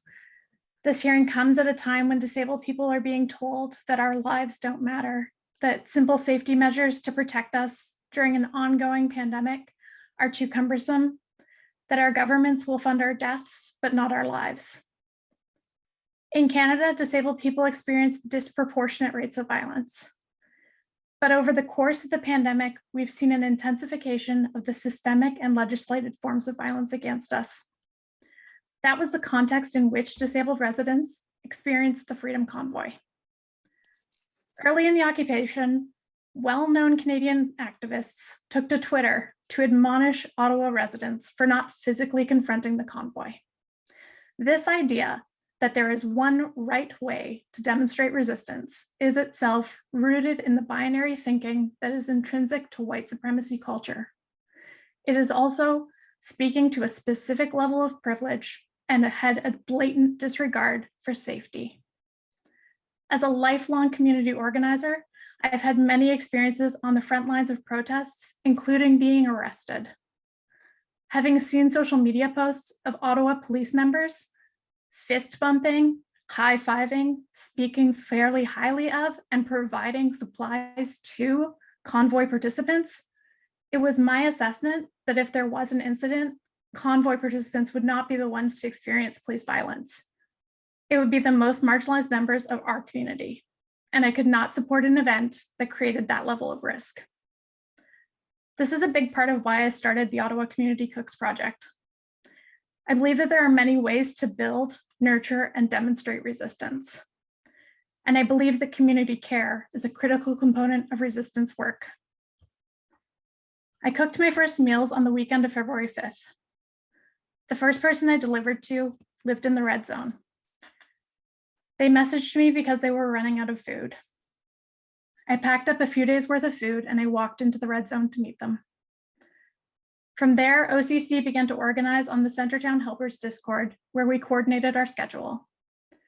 We sustained a program that ran for 6 days each week throughout the occupation. Roughly 50% of our requests came from ODSP recipients. Many of our recipients had limited mobility using devices like wheelchairs and walkers. These recipients told me that the convoy made the city unsafe for them. One recipient said that they'd been homeless through their youth, but that this was the first time that they truly felt scared for their safety. Most of the time, I just felt angry and inadequate. I was angry that so many of our leaders did not prioritize the safety of vulnerable residents. And I felt inadequate because while I remain proud of OCC, it often feels like a drop of water on scorching hot pavement. We are providing meals in the blast radius of neoliberalism. In November, we will serve our 500th meal. It is a lot, and it is not enough. Despite these limitations, this kitchen project is special. It is, in my mind, the definition of a disabled organizing project. Disabled people know the importance of community. I'm very concerned about what the next year, 5 years, and decade will look like. This is not only because of the occupation, but because of how disabled people are being treated in Canada right now.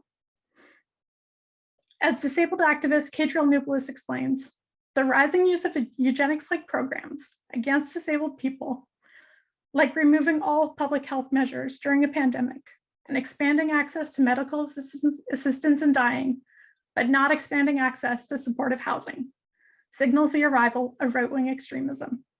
Quote, disabled people hold a role in society where we are interdependent with other people.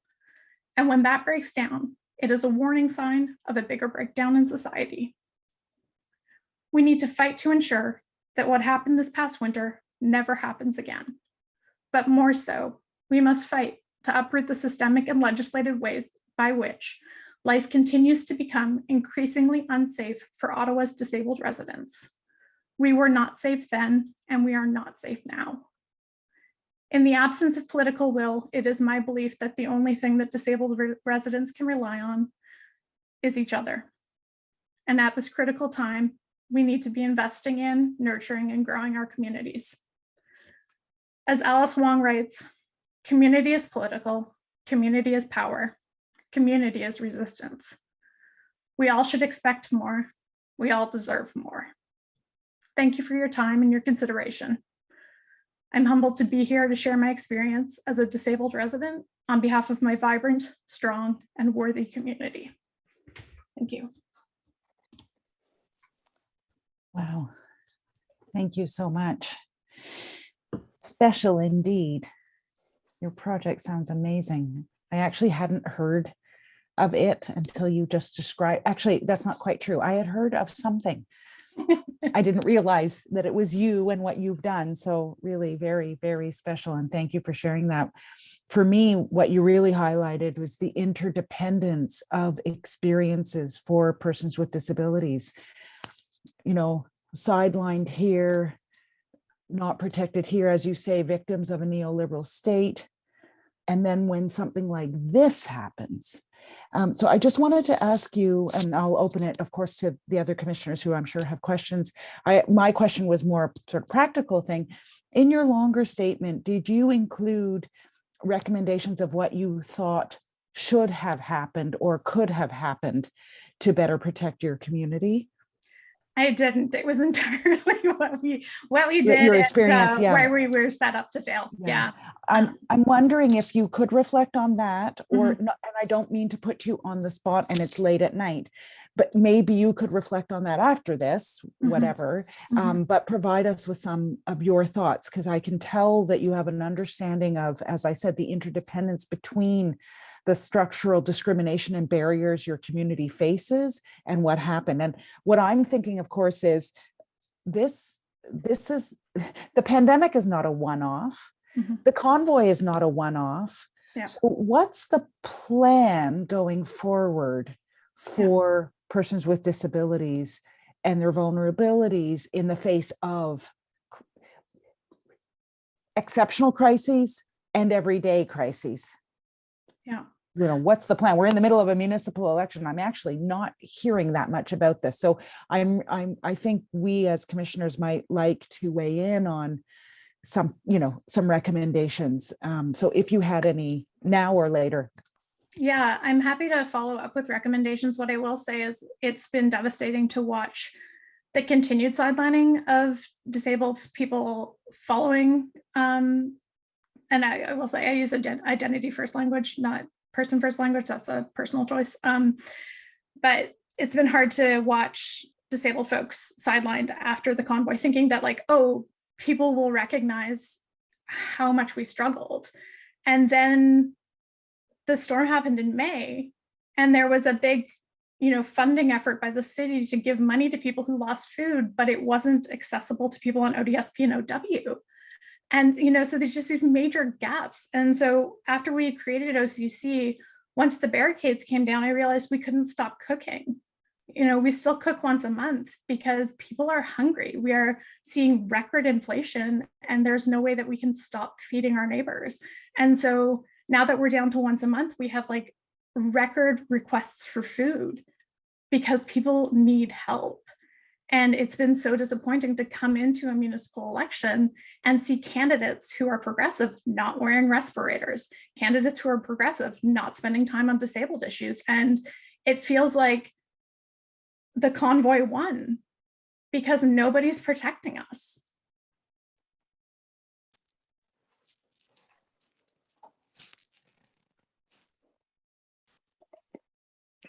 Sorry, I'm muted. It's late.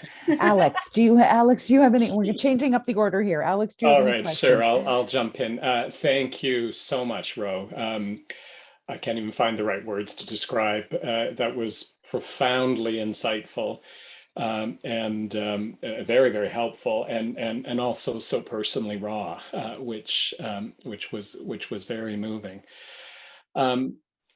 And what an amazing initiative this was. I too, like Leilani, knew that things like that were happening, but I've not heard the specific, Ottawa community cooks, capital O, capital C, capital C.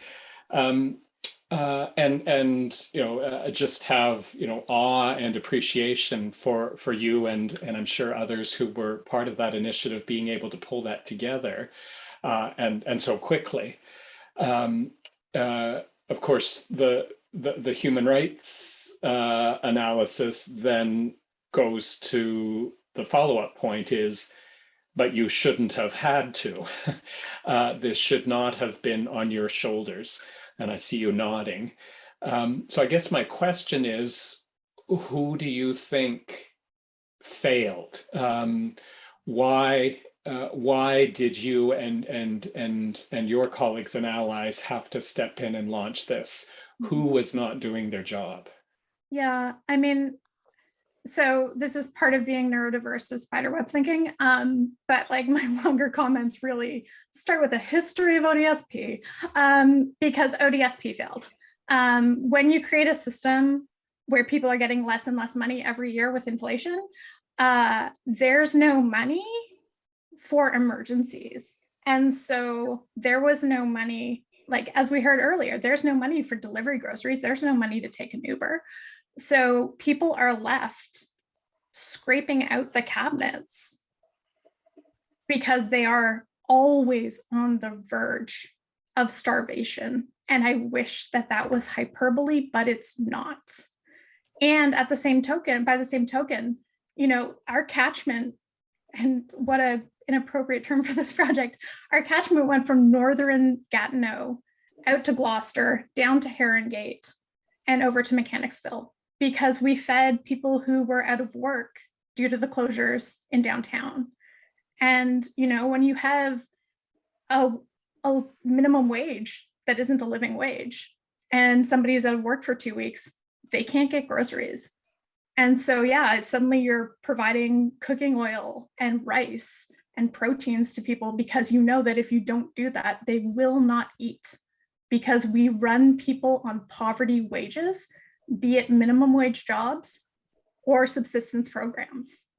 We set these people up to be vulnerable to this situation. Right. Thanks so much. Thank you. I will say too that some of my amazing organizer friends in the Centertown Helpers Discord did set up a worker relief fund that raised thousands of dollars for people in the downtown area, and they did disperse that money. So again, we're seeing like grassroots reacting much faster than any level of government did.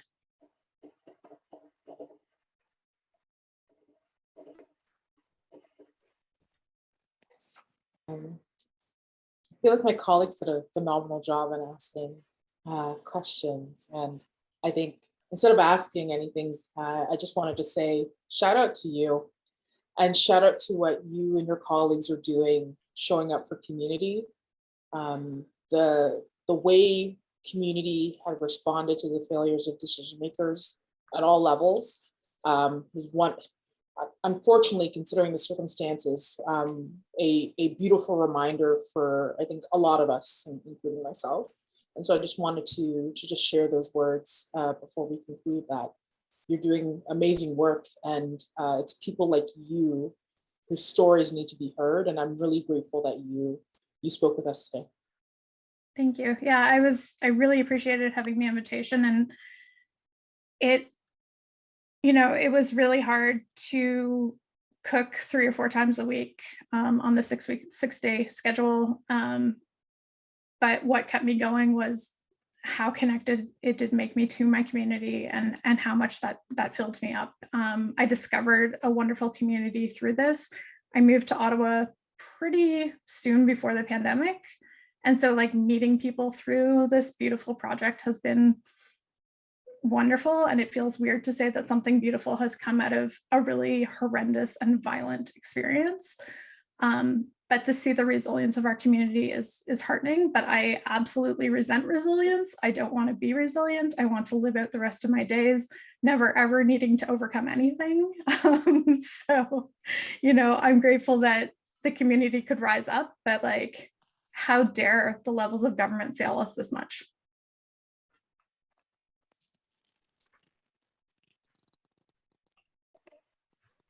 Thank you so much, and to everyone else who was involved in this along with you. Yeah, thank you so much. Sorry, the silence was me writing down what you just said, because it's everything you say is just so bang on. Yes, so we have to close for this evening. So thank you so much, Ro. Thank you so much. And do please follow up if you can with some recommendations. It will be hugely helpful. Yeah, absolutely. Not to put too much pressure on you. You're already doing so much, but hopefully what comes out of this commission will be informative for future practice. So yeah, thanks. Absolutely. Thank you. Thank you. Thanks. Awesome. So that brings us to the end of hearing the different testimonies today. I want to thank every one of you who's come forward today and has shared their stories on behalf of my fellow commissioners and the OPC as a whole.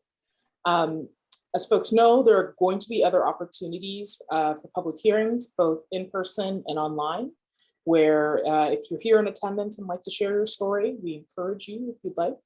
And you can also encourage those in your community as well. And you can go to the website opc-cpo.ca and register to speak, or you can just send us your comments in writing.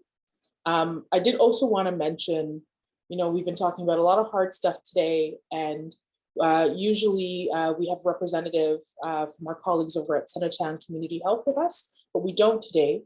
But I do want to emphasize that we do have the resources available on the website. If those are or if any of you are interested in speaking with someone, kind of, making sure you're taking care of your heart and your mental health at the same time, because folks went through some very serious things during this occupation.